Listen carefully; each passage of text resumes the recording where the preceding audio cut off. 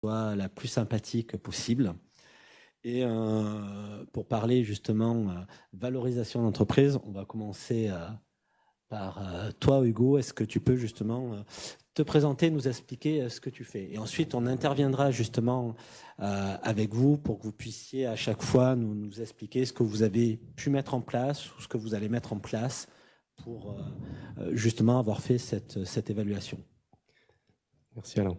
Bonsoir à tous, je m'appelle Hugo Michelas, cofondateur d'Oris Évaluation, qui est un cabinet de conseil financier spécialisé en évaluation financière, avec une spécialité pour l'évaluation des startups dans le cadre de la mise en place de plans d'intéressement pour les salariés.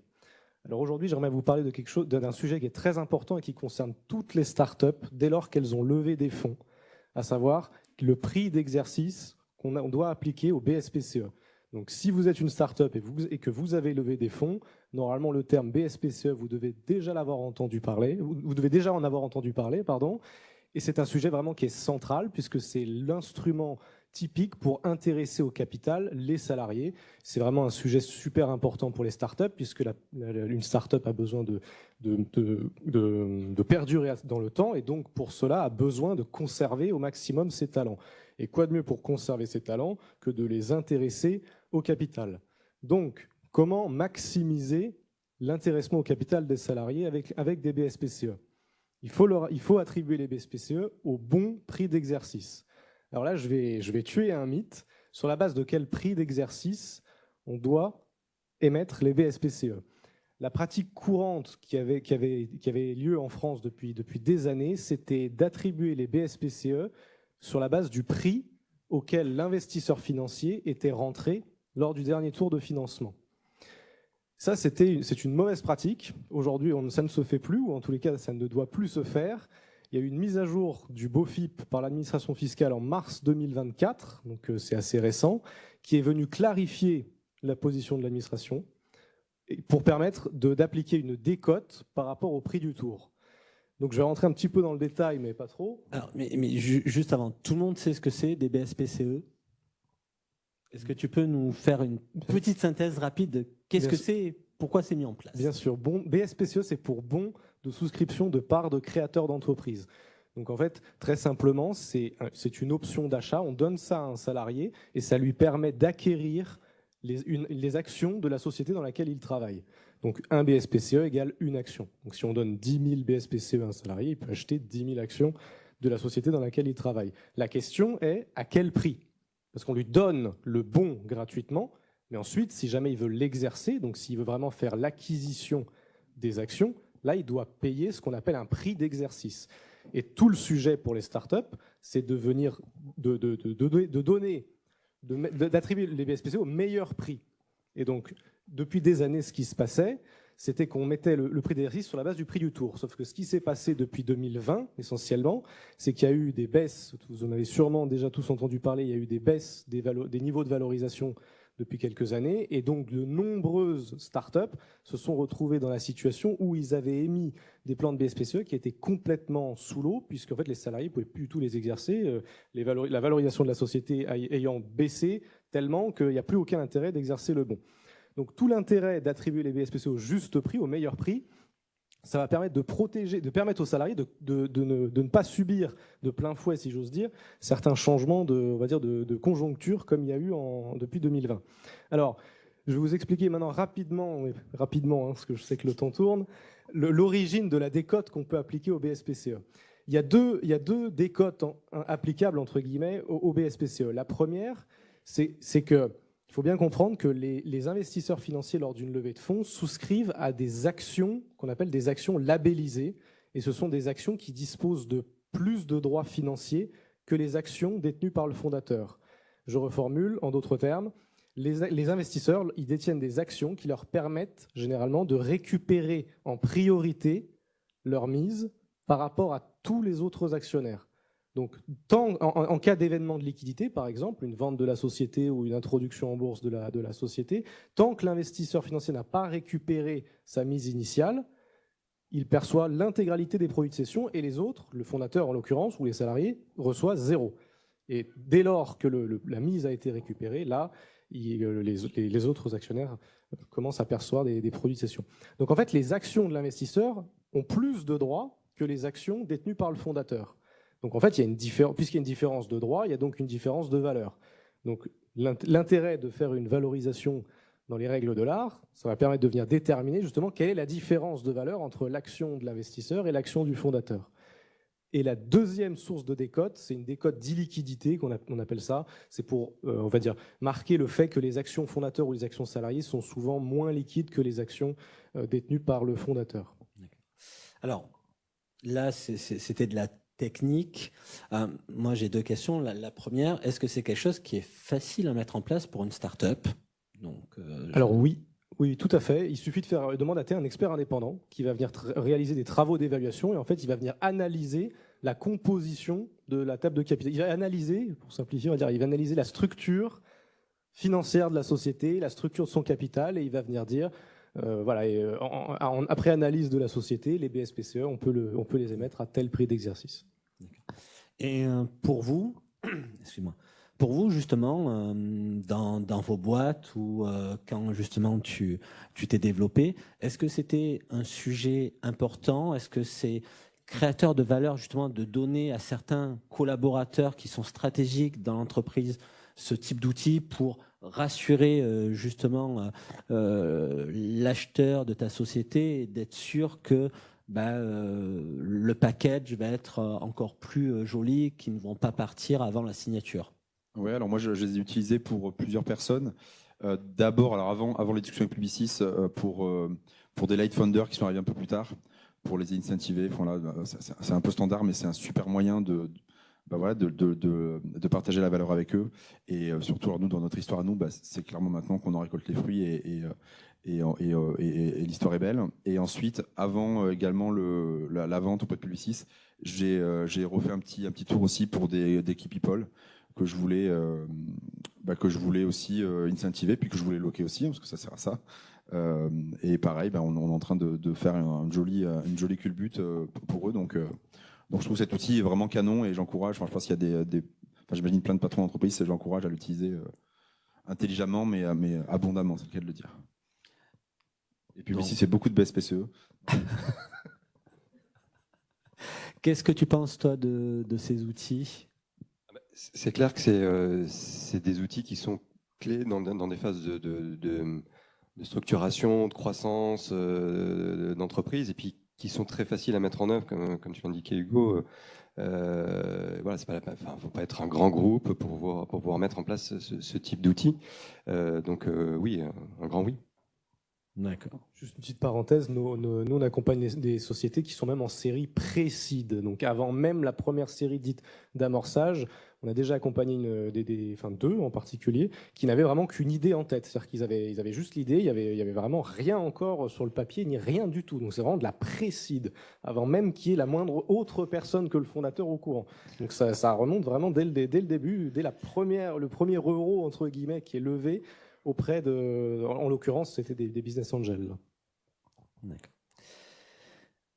Et Patrice, c'est un plaisir de t'accueillir ce soir aussi. Alors justement, tu vas nous expliquer qui tu es et ce que tu fais.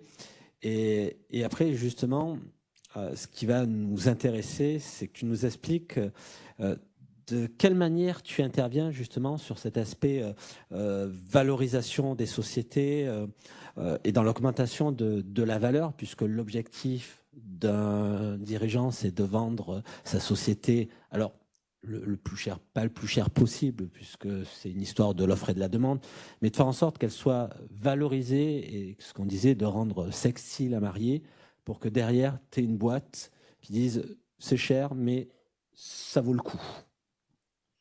Merci beaucoup Alain, un plaisir partagé. Bonsoir à tous. Donc, je suis Patrice Klug, associé gérant d'entreprise et décision, société conseil en fusion-acquisition. Et on conseille des dirigeants actionnaires qui génèrent entre 1 et 10 millions d'euros de rentabilité, généralement entre 20 et 1000 salariés sur des secteurs d'activité très variés. Donc souvent sur des secteurs comme actuellement l'éducation, les services entreprises, services de nettoyage, services informatiques et éditeurs de logiciels, mais aussi à l'industrie, le BTP, c'est assez varié. Et donc effectivement, en tant que conseil en cession d'entreprise à l'origine, mais également opérations financières telles que des LBO, on fait des études de valorisation. Mais pour nous, la valorisation, plus qu'une étude, c'est une action, parce qu'on va augmenter la valeur. Et en moyenne, on va doubler la valeur de l'entreprise sur l'espace de 1 an ou 2 ans d'opération capitalistique. Exemple, il y a 1 an et quelques, j'étais à un dîner de charité. À table, je rencontre un chef d'entreprise qui me dit vous arrivez trop tard, j'ai déjà vendu ma société, en tout cas je vais la vendre le mois prochain et je vais toucher 10 millions d'euros. J'aurais pu vous faire confiance, mais là c'est un peu tard. Bon, j'insiste un petit peu, il me dit finalement, vous êtes payé au succès, vous êtes bénévole comme Duff for Good, donc pourquoi pas, allez-y, on va voir ce que ça peut donner. On intervient et finalement, au bout de moins d'1 an, il a effectivement touché le prix de 10 millions d'euros, c'est-à-dire le prix qu'il devait toucher, mais non pas pour 100% de la société, mais il a touché 10 millions d'euros, mais en plus il a gardé 85% du capital. Ça m'intéresse, du coup, je veux bien. Il me reste encore quelques actions. On se parle après, Patrice. Avec grand plaisir. Alors, quel tour de magie on a bien pu faire? C'est juste du travail. Bon, on a travaillé 3000 heures pour le client. On a été très bien rémunéré, bien sûr, au succès, parce qu'on a une initiative dès l'instant qu'on va dépasser la valorisation initiale, on va toucher des honoraires exponentiels. Le premier service qu'on a rendu aux dirigeants, parce qu'en fait, le principal actif d'une société, surtout d'une PME, c'est son dirigeant, et encore plus quand c'est son fondateur. Donc le premier service qu'on lui a rendu, déjà, c'est lui donner plaisir à travailler. Parce qu'il voulait vendre sa société, quitter la société, d'où la décote. Décote suite au départ du dirigeant qui aurait lieu dans les mois qui suivent l'opération. Et bien là, il en avait marre de tout, bien sûr. Il nous a dit j'en ai marre des salariés, j'en ai marre de l'État qui me prend tout mon argent, j'en ai marre de la technologie, ça fonctionne pas, j'en ai marre. Voilà, il en avait marre de tout, comme la plupart des dirigeants. Et donc nous, notre travail sur nos clients, c'est justement de lister tous ces sujets, de lister ce qu'il n'aime pas, ce qu'il ne sait pas très bien faire, et surtout ce qu'il fait et qui ne crée pas beaucoup de valeur ajoutée. Et donc tout ça, on va essayer de voir qui pourrait le faire à sa place. Donc déjà, si ça ne crée pas de valeur, on n'a pas besoin de trouver qui que ce soit, on l'arrête. Et parfois, il y a des heures et des heures chaque semaine, voire chaque jour, qui fait des choses quasiment inutiles. Simplement parce qu'il le fait par habitude ou parce qu'il pense que ça crée de la valeur. Ensuite, il y a des choses qu'il n'aime pas tellement faire. Donc s'il n'a pas de plaisir, pas d'intérêt. On va trouver des personnes, soit dans l'entreprise, soit recruter ou faire monter en responsabilité des gens, soit utiliser des logiciels de sous-traitants qui vont le remplacer. Et pareil, pour là où il n'est pas extrêmement compétent, il y a des personnes ou des outils qui peuvent le remplacer. Et surtout, on va lui libérer du temps. En moyenne, on va libérer plus de 50% du temps, parfois même 80%. Dans son cas précis, on lui a libéré 70% de son temps. Et donc, il lui restait que 30% de son travail. Et là, il a dit, évidemment, que grâce à ça, maintenant, je vais pouvoir me concentrer sur ce que j'aime faire, ce que je sais faire et ce qui crée de la valeur. Il a divisé par 3 son temps de travail. Une partie de ce temps économisé, il l'a utilisé pour son plaisir, ses investissements immobiliers, ses voyages, sa famille. Et une partie de ce temps, il s'est redéployé sur ce qu'il aime faire, c'est-à-dire du commerce, c'est-à-dire faire des acquisitions en entreprise, etc. Et donc, on lui a donné en plus le goût de recruter des personnes de qualité qui coûtent cher.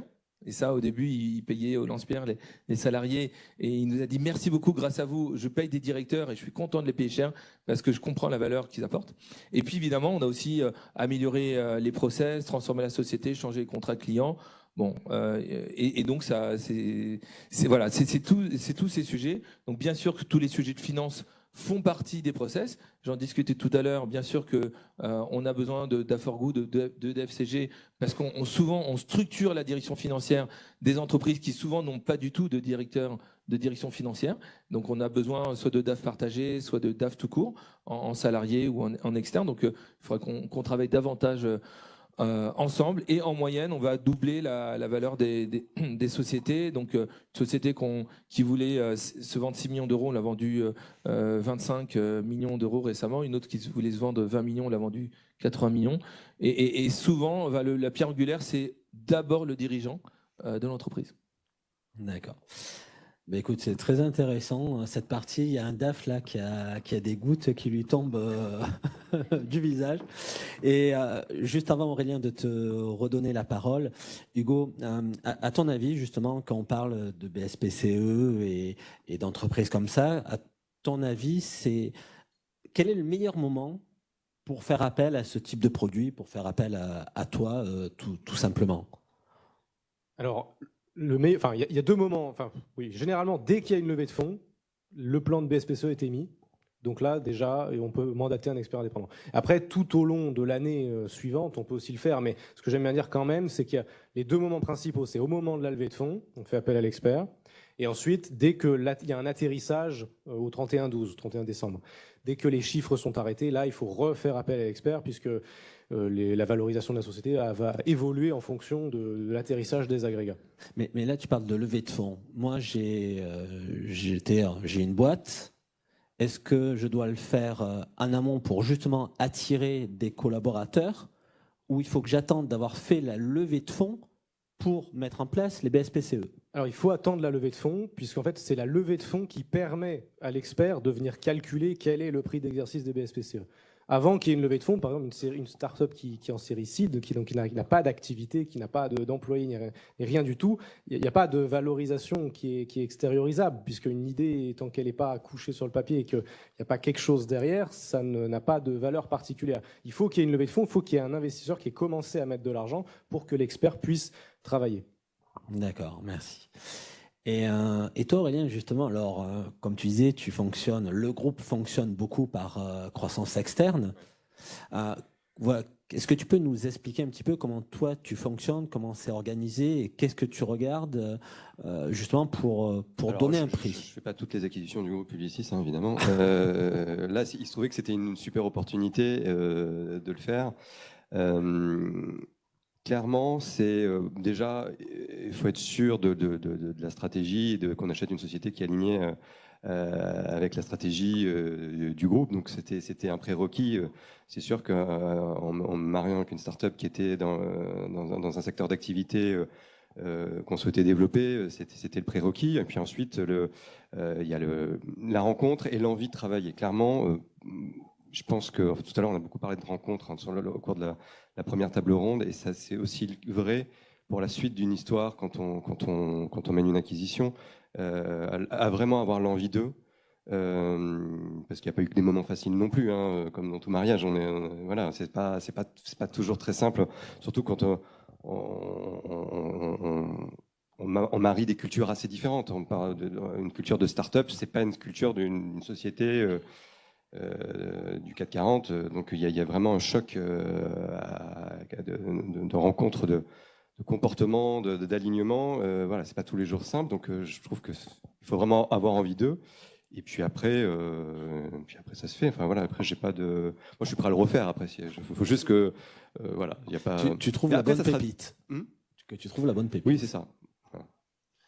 Après, peut-être quelques chiffres, parce que du coup, on a parlé, enfin, on a laissé, au moment de l'acquisition, c'était effectivement au moment du Covid, une société qui n'était pas forcément assez break-even, enfin, pas, voilà. Là, on est quand même sur un petit 60% de croissance cette année, une très très belle rentabilité. Alors, voilà, donc il est. Et on va. Après le mariage, on va avoir des enfants puisqu'on est en train d'ouvrir l'Angleterre et l'Italie. Voilà. Alors, puisque vous parlez de chiffres, tu as donné ce que tu faisais précédemment. Est-ce que tu peux éventuellement indiquer ce que tu fais maintenant pour qu'on puisse voir le gap, justement? Je pense, ouais. Ouais, on est en termes de... Alors, vraiment, les revenus agences, on est autour de 8 millions d'euros. Donc, c'est un fois 3, je pense, par rapport à 3, 4, par rapport au moment où on se parlait, et là on est vraiment sur une phase d'accélération. On va fêter les 2 ans de l'acquisition là cette semaine d'ailleurs. Donc c'est intéressant, la première année en vrai d'une acquisition, voilà, il faut comprendre un peu comment ça marche. On arrive dans un truc qui est immense, on comprend pas trop les outils, etc. Donc ça prend du temps, tout ça. Par contre, là, on est vraiment l'année 2024, c'est une année où les synergies arrivent. Ce qui est intéressant dans notre cas aussi, c'est au-delà de la visibilité que nous a offert, nous offre Publicis, les synergies, les rencontres, etc. Nous, finalement, tout ce qu'on avait structuré au moment du process, on récolte les fruits maintenant. En termes de process interne. Donc là, en fait, tout est un petit peu aligné pour que ça se passe bien. Et puis maintenant, on va un peu s'attaquer aux pays autour pour voir si on peut être... maintenant, on est numéro 1 en France. Maintenant, l'enjeu, c'est d'être numéro 1 en Europe. C'était un peu le deal quand on s'est tapé dans la main. Voilà. Ben, merci beaucoup à vous 4. Est-ce que vous avez des questions pour nos intervenants?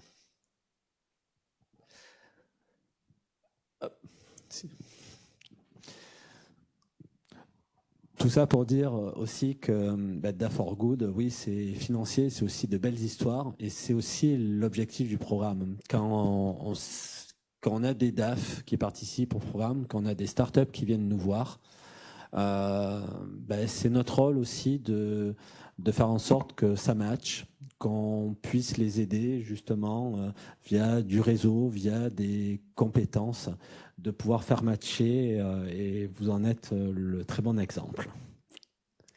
Bonsoir messieurs, moi juste une petite question. Je voulais savoir quelle était la place justement de la propriété industrielle, les brevets, les droits d'auteur dans la valorisation des sociétés, donc aussi des parts accordées gratuitement aux salariés.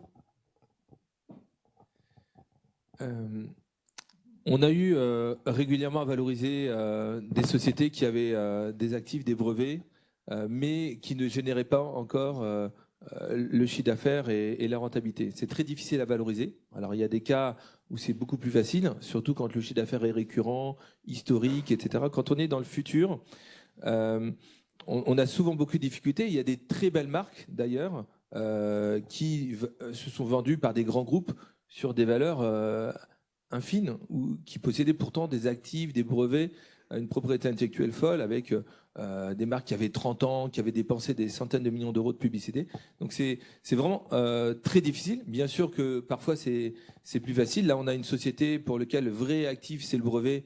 Et plutôt que de vendre la société, on va vendre le brevet. Finalement, c'est l'exception. On a un très faible écart entre la propriété intellectuelle et le brevet et la valeur de la société. Donc comme il y a peu d'écart, on va préférer vendre uniquement cet actif plutôt que toute la société.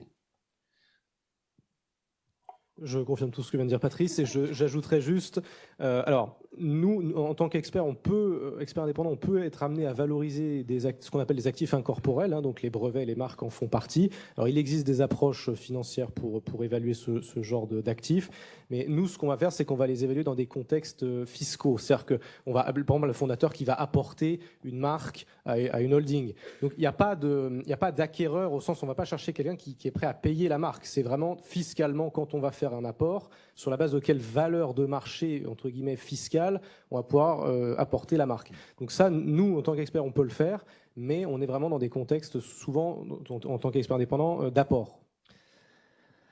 Une dernière question très très rapide.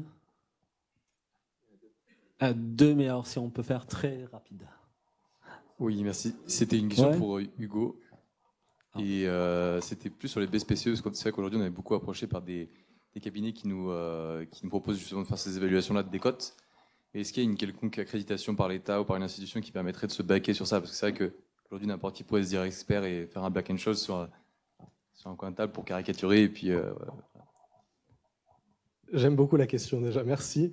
Alors, il n'y a pas d'accréditation, mais il y a plusieurs choses à regarder quand même. Le métier d'expert indépendant, il n'y a pas forcément d'accréditation ou de diplôme. Il n'y a pas vraiment, mais par contre, il faut faire quand même attention à quelques points que j'aime bien regarder. C'est déjà le discours qui est tenu publiquement. Il y a peu d'experts qui tiennent des discours publiquement. Il y en a beaucoup qui font les choses un peu dans leur coin. Ils ne s'affichent pas publiquement. En règle générale, quand un expert ne s'affiche pas publiquement, ses positions ou ses pratiques ou ses méthodes.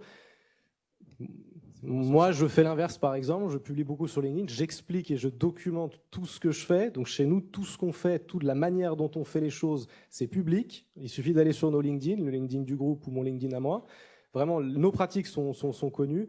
Et alors, pour le sujet spécifique des BSPCE, Il y a quelques questions à poser, effectivement. Alors moi, la première qu'il faut leur poser, c'est qu'est-ce que vous faisiez avant mars 2024 ? C'est-à-dire que si avant mars 2024, ils ne connaissaient pas le sujet des BSPCE, comment dire ? Moi, ils sont là. J'avais dit ça dans un podcast avec Eliade d'ailleurs, d'entreprise et décision. Il y en a certains, ils sont là depuis 4 mois. Moi, je suis là depuis 4 ans sur le sujet.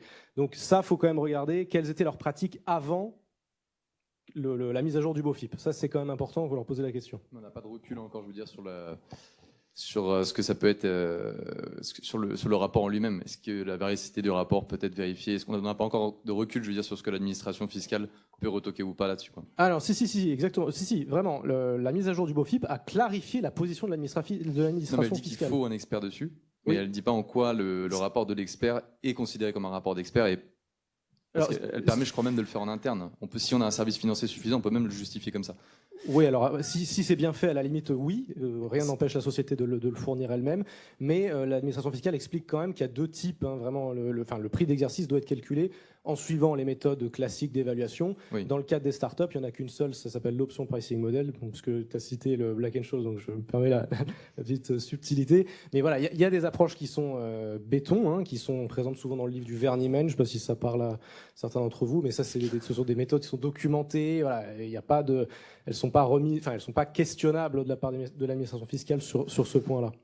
Et moi, ce que je te propose, c'est que tu puisses aller le voir par la suite. Avec plaisir. Je pense qu'il répondra à toutes tes questions dans le détail. Merci beaucoup. Merci pour la question. Madame avait...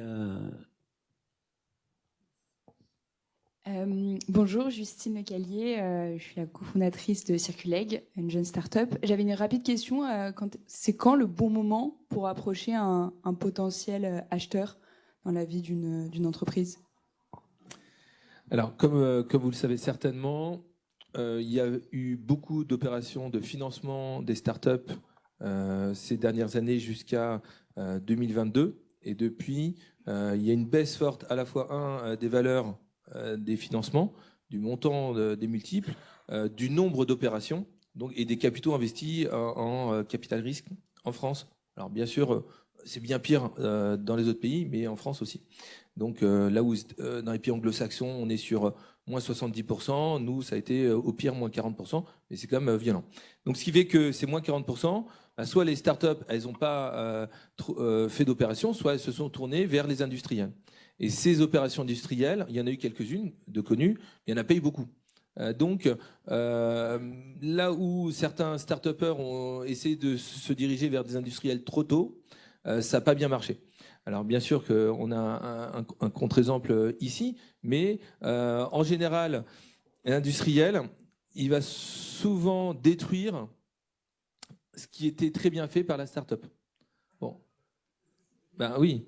Non mais moi par exemple, alors je peux donner mon exemple. Moi j'avais une start-up, je m'appelais MK Finance, j'étais numéro dans le top 50 mondial des fusions-acquisitions. Je rejoins Deloitte Inxenso. Deloitte Inxenso m'a totalement détruit. J'avais un outil CRM qui cartonnait, qui fonctionnait, le seul du marché. Ils l'ont détruit en quelques mois. Je gagnais beaucoup d'argent.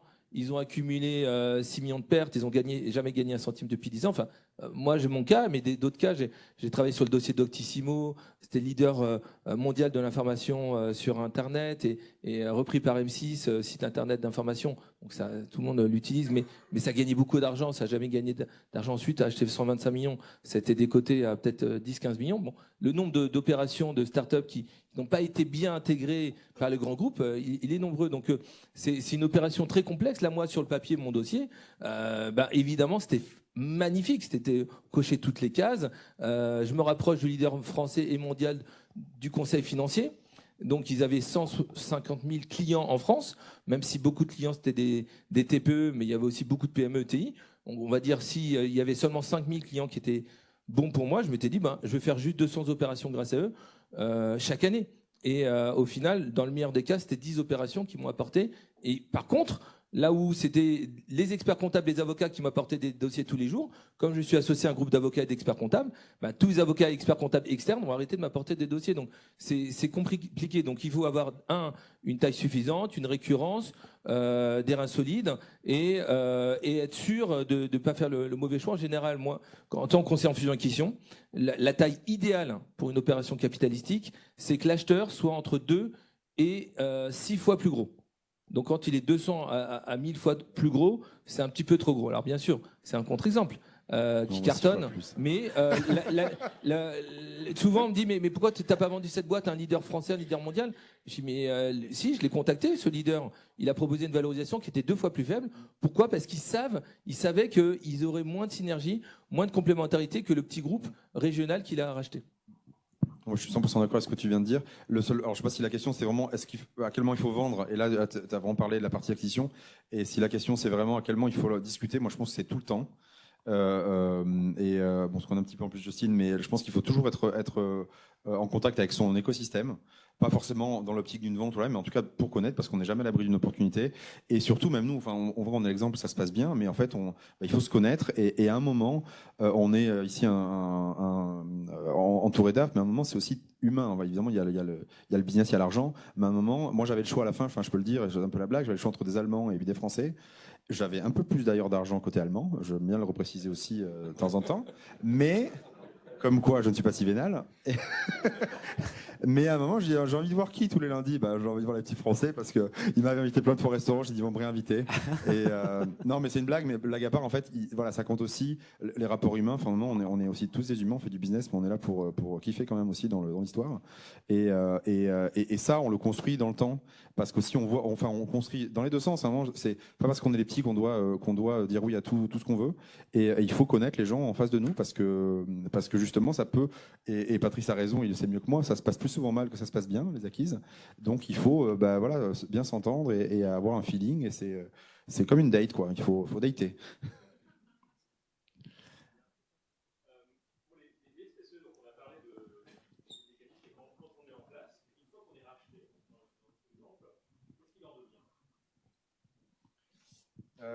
C'est une très bonne question parce que j'ai la question au moment où on se parle.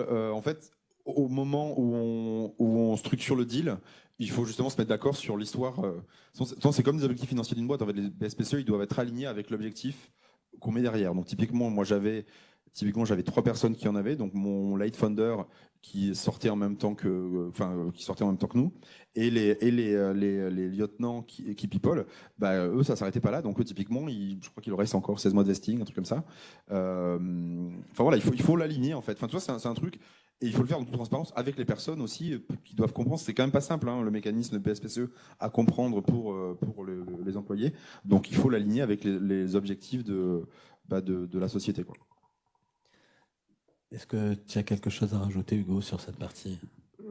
Pas particulièrement, mais effectivement, dès lors qu'il y a une transaction, généralement, il y a que 2 options. Soit les BSPCE sont laissés en tant que tels, comme ça, courant, ou alors on propose aux salariés de les exercer en échange qu'on leur rachète. Mais ça peut faire partie du deal ou ne pas faire partie du deal. Il y a des deals où il y en a et un deal où il n'y a pas de liquidité qui est proposée. Et ça dépend vraiment de la structure du deal, de l'investisseur et des objectifs.